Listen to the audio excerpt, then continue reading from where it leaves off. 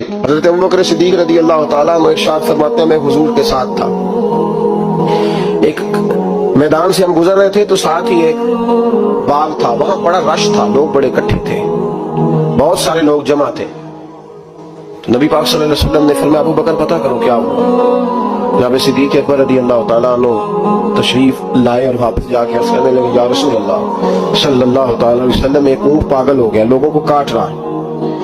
لوگ اس کو گرفتار کرنے کی کوشش کر رہے ہیں، کسی کے ہاتھ میں ڈنڈا ہے، کسی کے ہاتھ میں رسا ہے، کسی کے ہاتھ میں نیزہ ہے، قابو نہیں آ رہا۔ نبی پاک صلی اللہ علیہ وسلم نے فرمایا چلو میں چلتا ہوں۔ حضرت صدیق اکبر عرض کرنے لگے یا رسول اللہ صلی اللہ علیہ وسلم وہ پاگل ہو گیا، وہ کاٹتا پھر رہا ہے، آپ مہربانی کریں، وہ تکلیف دے گا۔ فرمایا ابوبکر مجھے جانے دو۔ جناب صدیق اکبر فرماتے ہیں نبی پاک صلی اللہ علیہ وسلم تشریف لائے اور حضور جیسے ہی کھڑے ہوئے نا، اونٹ حضور کی طرف بھاگا،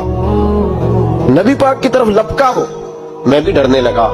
جتنے لوگ تھے پریشان ہونے لگے، دوڑا آیا اونٹ،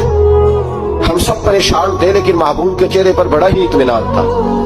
فرماتے اونٹ دوڑا آیا اور سیدھا آ کے اس نے حضور کے قدموں پہ سجدہ کیا، اور جناب صدیق اکبر فرماتے ہیں اس نے حضور کے کان میں کچھ کہا تو نبی پاک کی آنکھوں میں آنسو آ گئے اس کے دکھ پر۔ او بھائی غور تو کرو، اس بات کو سمجھو تو صحیح، تو جیتے جاگتے ہنستے کھیلتے انسان کے دکھ پر پریشان نہیں ہوتا،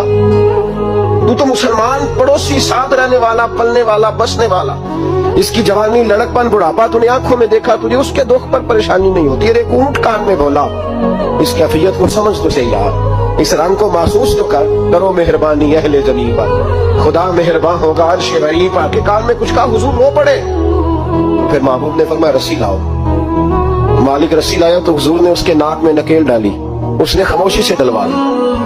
حضور نے اس کے ہاتھ میں دیا اور فرمایا تو کہتا ہے پاگل ہو گیا، وہ شکایت کر رہا ہے کہ حضور گرمی میں تپ جاتا ہوں پر پانی کا گھونٹ نہیں دیتا، یا رسول اللہ صلی اللہ علیہ وسلم یہ میری طاقت سے زیادہ مجھ پر بوجھ رکھتا ہے، محبوبہ میں تیرے سوا کس کو دکھ بتاؤں، کام زیادہ لیتا ہے، چارہ کم ڈالتا ہے۔ وہ بھائی میرے محبوب پاک سید عالم صلی اللہ علیہ وسلم نے ہمیں جو مزاج عطا فرمایا وہ تو اس طرح کا ہے کہ جانور کو بھی دکھ ہو تو محبوب پاک کو تکلیف ہوتی۔